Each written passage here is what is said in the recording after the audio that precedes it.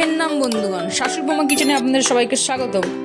আজ আমরা দেখবো মাত্র 6 মিনিটে কিভাবে মাংস রান্না করবেন। তো স্বাদ মতো আপনারা লবণ দিয়ে নেবেন। প্রথমে আমরা লবণ অ্যাড করছি 2 চামচ, 1.5 চামচ হলুদ অ্যাড করছি, 1.5 চামচ ধনের গুঁড়ো অ্যাড করছি, লঙ্কা, আদা, রসুন, জিরে দিয়ে পেস্ট তৈরি করে নিয়েছিলাম, এবার সেটা আমরা দিয়ে দেবো। এবার এর মধ্যে সামান্য পরিমাণে তেল দেব, টমেটোগুলো দিয়ে দিচ্ছি, আমাদের হাতে সময় কম তাই একবারে দিয়ে দিচ্ছি। এর মধ্যে পেঁয়াজগুলো দিয়ে দিচ্ছি। এবার ভালো করে মিক্স করে নেব। তারপর এটা আমরা রেখে দেবো মেরিনেট হওয়ার জন্য। আদা, টমেটো, পেঁয়াজ, আলু আমরা আগে থেকে কেটে রেখেছি।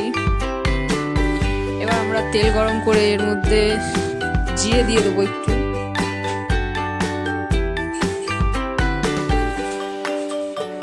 এবার আমরা আলুগুলি ছেড়ে দেবো তেলের মধ্যে, দিয়ে আলুগুলি খুব ভালো করে ভেজে নেব।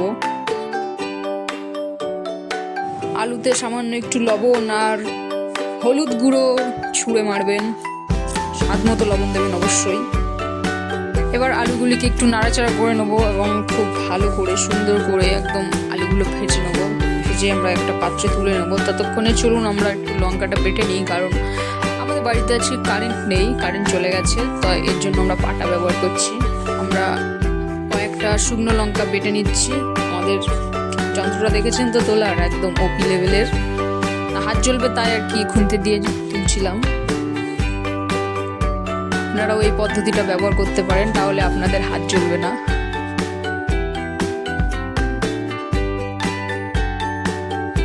আলুগুলি ভাজা হয়ে গেছে, এবার আমরা আলুগুলিকে একটি পাত্রে তুলে নেব।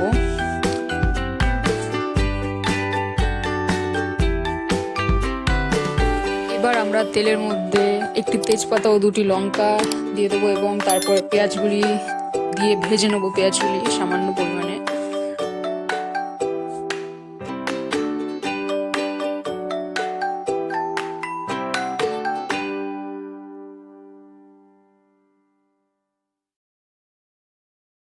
পেঁয়াজগুলি মোটামুটি গোল্ডেন কালার হয়ে গেছে, তো এবার আমরা ম্যারিনেট করা মাংসটি এর মধ্যে দিয়ে দেবো।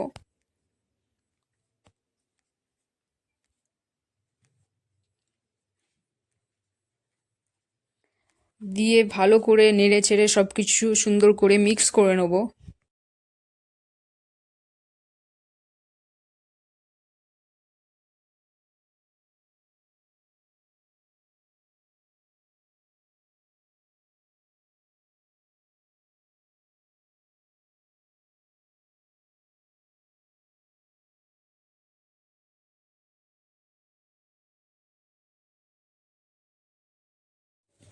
মাংসটা খুব ভালোভাবে কষিয়ে নিয়েছি। এবার আমরা এর মধ্যে সামান্য পরিমাণে জল অ্যাড করব।